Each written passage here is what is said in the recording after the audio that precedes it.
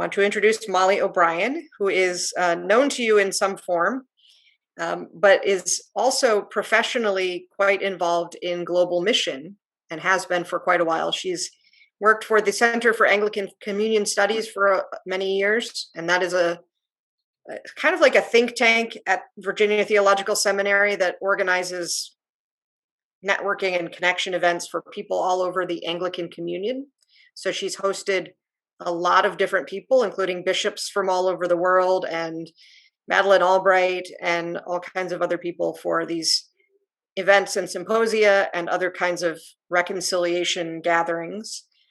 And she's now working for the Global Episcopal Mission Network. And one of the major features of the Global Episcopal Mission Network is that it connects organizations that are doing mission work throughout the world, and also theologians and people who like to think about mission. So Molly has some good things to say about global mission, and I'm going to let her begin her presentation. I'm going to bring up the slides, and Molly, you'll just have to tell me when to move the slide forward. And okay, thank for you. those of you who are watching, you may want to change your view. There's a view screen up in the top right corner. If you're watching on a laptop or a desktop, there's a little area that says view. You can choose side-by-side speaker view, and that lets you look at the slides and also at Molly. So that might be something you would like. So I'm going to bring up the presentation. There's a specialist in some area. I forget what it is. And if you, let's see. That didn't work. So, can you see Molly, and can you see what I'm doing? Yeah. Yep. Okay. Yeah, go to slideshow. There we go.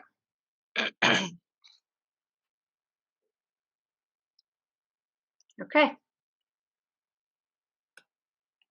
Thank you for that introduction, Veronika. As Veronika pointed out, I did recently work for Virginia Theological Seminary's Center for Anglican Communion Studies, and we had a mission to connect to offer resources for connecting communities throughout the Anglican Communion.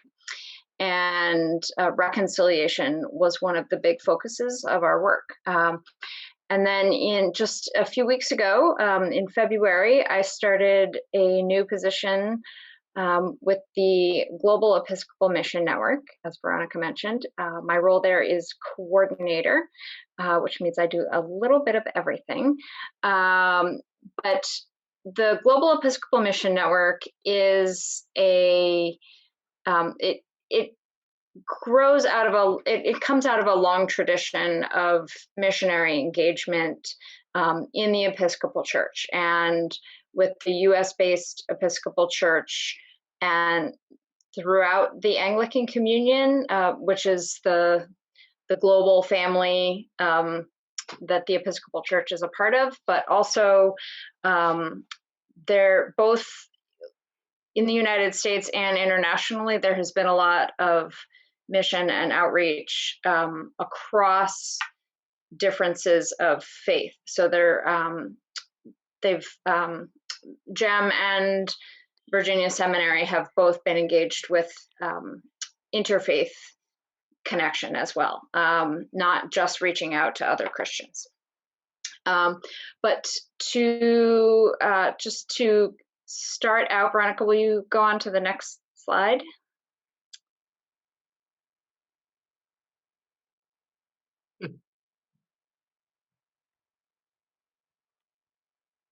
Next slide. Okay, there we go. So as for those of you who were here last week, Veronika started us off on this Lenten journey, focusing on inward journeys in preparation for outward journeys. And she talked about where we get some ideas about mission And one of them is right in our very own Book of Common Prayer, page 855. The mission of the church is to restore all people to unity with God and each other in Christ. Right. So why are we talking about mission? Well, we're talking about mission because it is a central part of the work of the church. And within the discussion of what mission is, the concept of reconciliation is central. And we see that in Corinthians 5:18. All this is from God, who reconciled us to himself through Christ and has given us the ministry of reconciliation. Okay. So next slide. Oh, thank you. So this is me. Those of you who remember Veronika's presentation last week, she had some lovely images of hikers and backpackers preparing inwardly for an outward journey, right? And so I thought it was fitting to carry that theme along and give you all a picture of myself as a backpacker. And so as Veronika said, last week we talked about Lenten practices that help us prepare inwardly. And now with today's presentation, we're going to be a little more outward focused, talking about how we engage in mission, not just what is our mission, but how we engage in mission across differences. Next.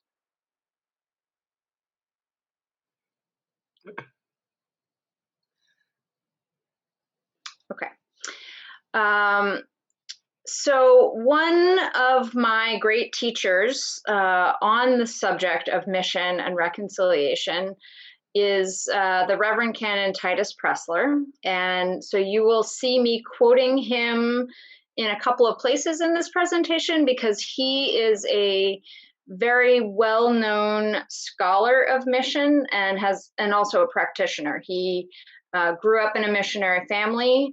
He has lived in many parts of the world, including India and Pakistan, and he and his wife served as missionaries in Zimbabwe for a number of years and raised their children there. He is also a scholar of the study of mission, right? So he has worked for seminaries both in the United States and he was the head of a seminary in Pakistan. He's widely traveled and has written extensively. So I'm happy to share more resources if you love what we begin to dabble in tonight and want to talk more about mission. Titus Pressler is one good source on that. Another excellent source on that was my former boss, the Reverend Dr. Robert Heaney, also a well-regarded scholar of mission. So this is something that if you want to get really into it, there's a lot of theology about reconciliation and biblical and scholarly approaches to the study of mission. And don't worry, I'm not going to give you, tonight is not going to be a seminary lecture, but I have the great fortune of having worked with and for two very well-known scholars in this area. So one thing that Titus would say about this is that the question we need to be asking in mission is always, what is God up to in the world? And I like this because this is a pretty accessible definition or a question that sets out our definition of what do we mean by mission? What do we mean by reconciliation? Well, what is God up to in the world and how do we join in that? And then related to that, we get reconciliation must be central in Christian mission, because reconciliation is central in what God is up to in the cosmos. And whatever mission we undertake is simply a matter of joining the mission that God is already taking in the cosmos. Again, so it's not our mission, it's God's mission, and we're figuring out how we join in that. Next slide.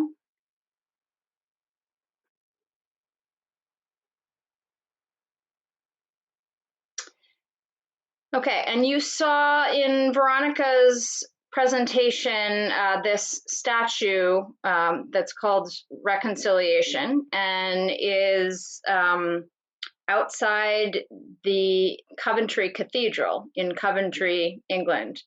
And I didn't reuse her slide. This is a picture that I myself took of this statue when I had the good fortune to do a sort of a mini pilgrimage in Coventry and in London with the staff of the Anglican Communion office in London. So this is my own photo, and I love this image of reconciliation, because there's the embrace, there's the human connection, but there's also distance, right? They haven't entirely bridged the gap, and I think that speaks to an important element of reconciliation, is that there is whenever we talk about reconciliation, there's some brokenness of a relationship that has happened. There's some healing of relationships that is needed, right? So there is a distance we have to cross, and it's that mutual attempt at closing the gap that gets at what we mean by reconciliation. Reconciliation is about relationship. Reconciliation heals relationship. Reconciliation ushers in receptivity where there has been rejection, community where there has been alienation, unity where there has been separation, love, and not just tolerant coexistence where there has been hatred. Next slide. Okay, so that's reconciliation, and that is following on what we talked about last week with Veronika. But coming back to our definition of mission, and specifically what I mean by global mission. If we, from Dr. Presler's definition of mission, if we take this question of what is God up to in the world, if God is up to something everywhere and we are to join in God's reconciling mission in the world, can't we just do that where we are? If God is everywhere and God's mission is everywhere, why do we need to talk about engaging with other cultures internationally or globally? And the answer is you don't. God is up to a whole lot in the world, and we don't all need to be doing all of it. So that's where the personal and communal discernment comes in.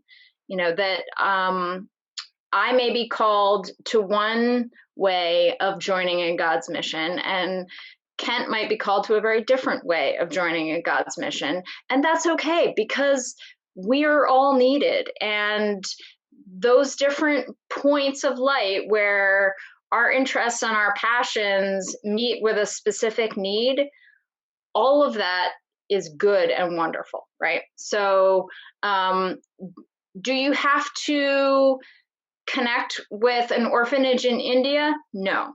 Is mission also what you're doing when you're giving money to the food bank right here in our community? Yes, it's all mission.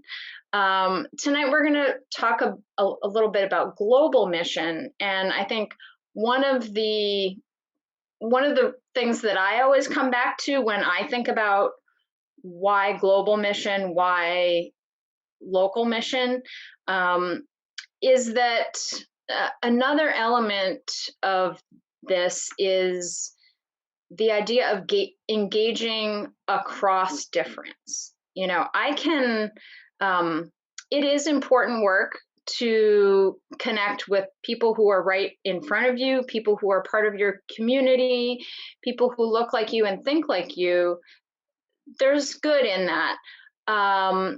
But for me, connecting across some element of difference, some element of diversity, whether that's racial or geographic or economic, that engagement across difference is what really makes the difference. And many would say that that's the piece that kind of distinguishes global mission from local mission. Next slide. And another way of saying that, mission is ministry across difference, right? And this is just, other people may have other definitions of that. For me personally, I have always been someone who I like to travel. I studied Spanish and anthropology as an undergraduate. I have always been fascinated by other languages, other cultures, other parts of the world that are different from my own. So that's just a little bit of my own bias. But for me, from a theological perspective, when I think about the diversity of the human family, the diversity of different places in the world and what they look like,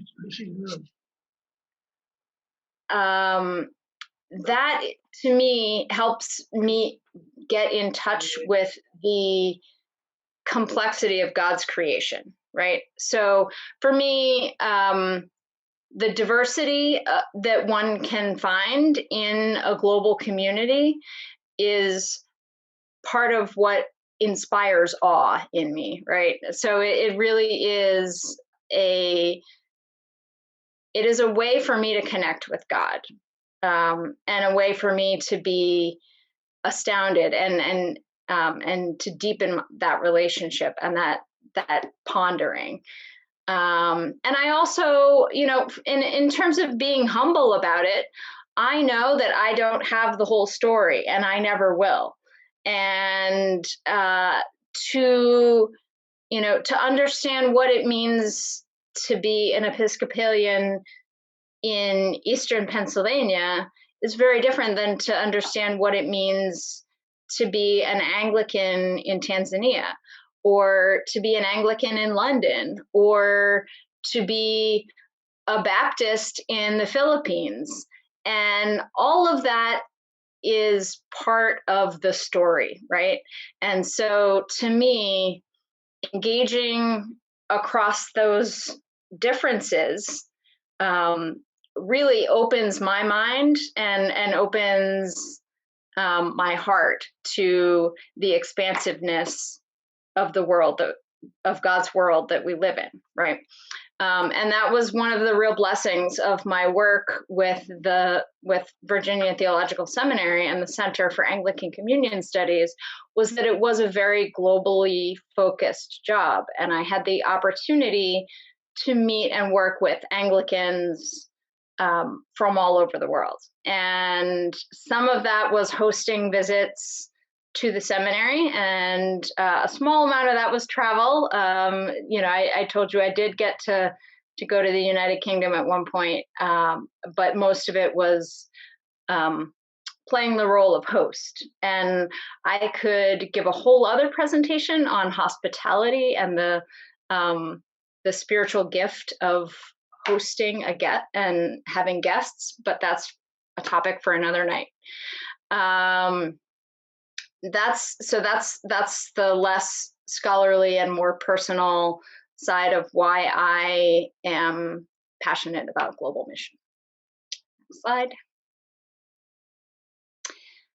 And here we are. This is a slide that you may have remembered from Veronika's presentation last week. This is the 5 marks of mission. And over there on the left, you can see them summarized as tell, teach, tend, transform, treasure. So to proclaim the kingdom's good news, to baptize and nurture new believers, to respond to human need by loving service, to change society's unjust structures, and to safeguard the integrity of God's creation. These 5 marks of mission are kind of the foundational ideas behind how both the Anglican Communion worldwide and the U.S., well, I shouldn't say the U.S., the Episcopal Church, which is largely in the U.S. and also has provinces that are outside the U.S. But you will see these basic ideas kind of underlining, underlining the Anglican Communion's approach to mission worldwide. So next slide.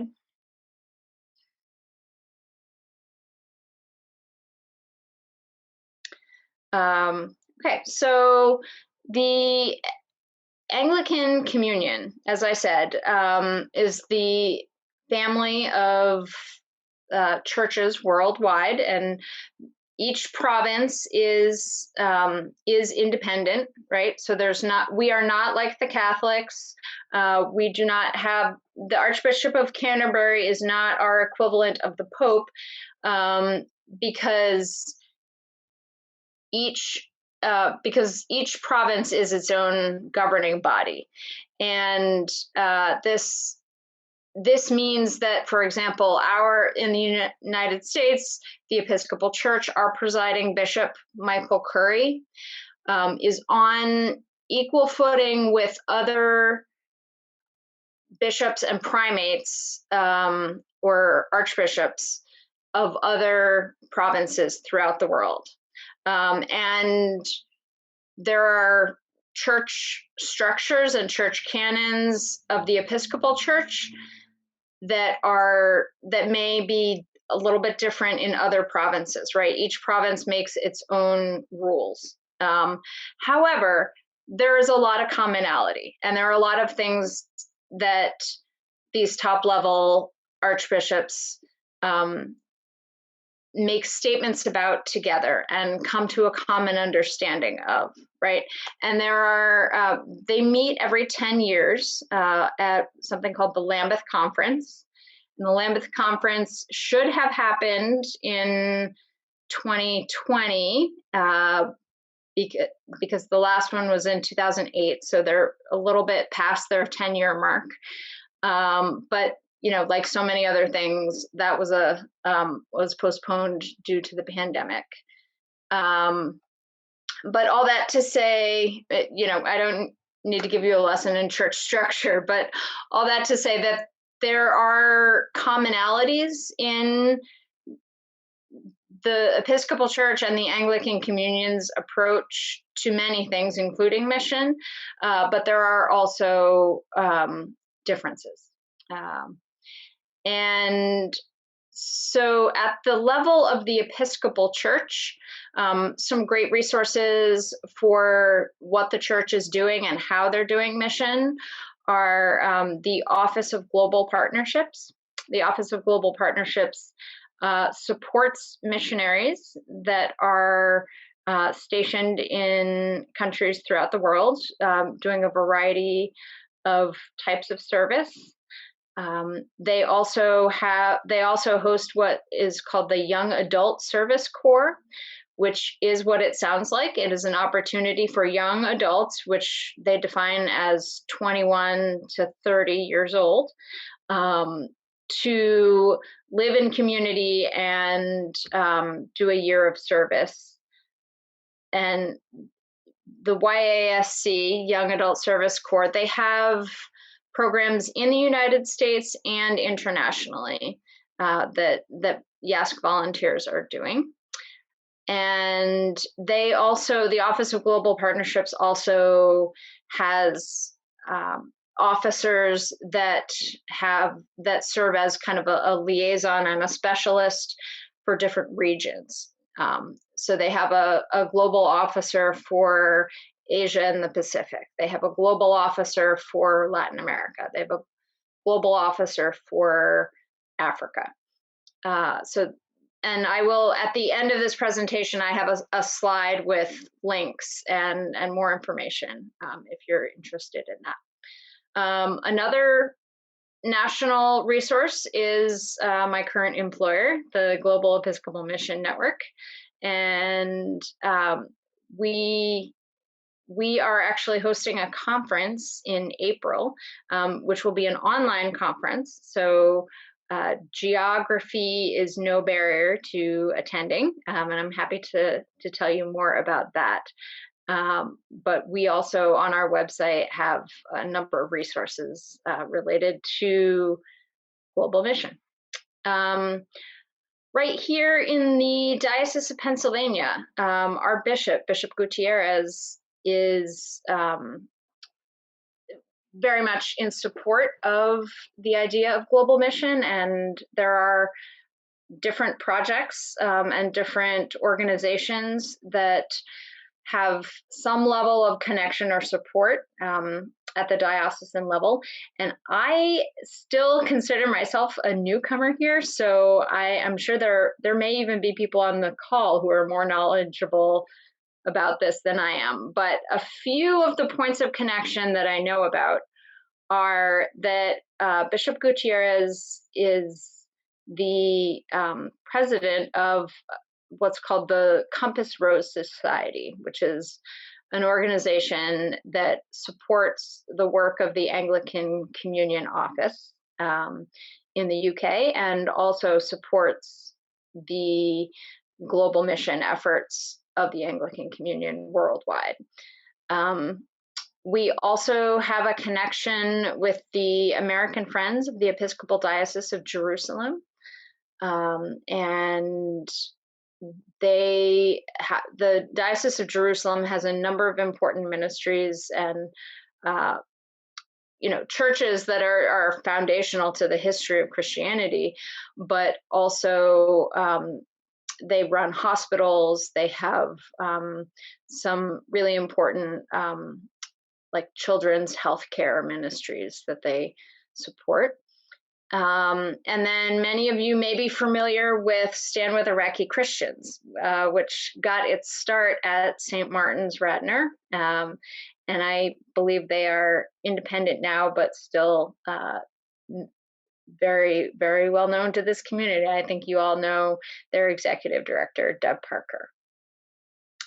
And there may be others. If any of you know of other organizations affiliated with Global Mission, or you yourselves have been involved, Veronika and I are still getting to know the lay of the land here with St. Martin's and Christ Church. So this is really, my conversation tonight was really meant to just start the conversation, and hopefully there's more that we can learn together, or that you can teach me and us. So the last slide, Veronika, is just the resources that I promised. And I think we can make this presentation available after tonight as well. But the AnglicanCommunion.org/mission, the Anglican Communion website, just their main page, AnglicanCommunion.org, is actually a really great resource that I used all the time when I worked for VTS, because it will tell you, they have resources for, what does the Anglican Church believe, resources for prayer, resources for mission,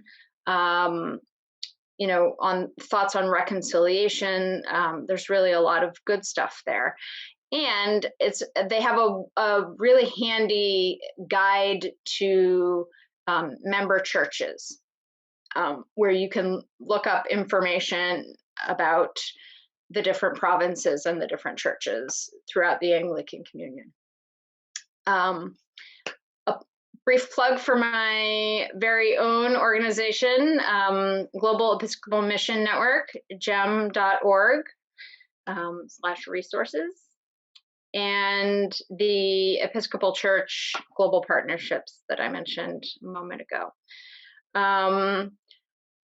For those of you who are still interested in other resources on reconciliation, there are 2 organizations in the UK that are really wonderful retreat centers that bring together groups that are historically in conflict, or are healing relationships where there has been conflict in the past. So one of those is the Corrymeela Centre, which is in Northern Ireland, in Belfast. And the other one is the Rose Castle Foundation. And both of those links are there as well. And then, I guess I put the Anglican Communion link under both reconciliation resources and Anglican Communion resources. So that was probably a whole lot. So let's open it up to questions. So before we get to questions, I want to let you know that all of those resources are available in this presentation and are clickable. So you can click to go to those places. Also, that if you are interested in global mission and you want to ask questions about specific things that people are doing for reconciliation, there are so many things that the Anglican Communion is involved in besides founding churches. I mean, there are churches in places that you wouldn't imagine, and places like Pakistan and places like the Middle East and places where you wouldn't really expect an English sort of church. And that really, to me, is the redemption in some ways of past colonialism. That there are churches in these places that actually can do this work it's something to think about. And so when we get into our small groups, reconciliation is not just about what we're doing now, but it's also about reconciling for the past. So there are some things there to think about. Yes. So if you absolutely, and that I didn't really go into this, but there are ways to engage in global mission that are more constructive and more loving than others. And there is a long history of colonialism, and there's a history of mission not being done in a way that really honored partners in other parts of the world. So there's a complicated history there, and for that reason, I think some people have different associations with the word mission, or with missionary or missional, and there has been a real shift in how we think about that in the last several decades. And a lot of the work that the Anglican Communion is doing and that the Global Episcopal Mission Network is doing is really kind of very different than where the origins of global mission started, in that it's much more about partnerships. It's much more about entering into a mutual relationship and honoring what different partners may be bringing to any sort of relationship that is formed. So.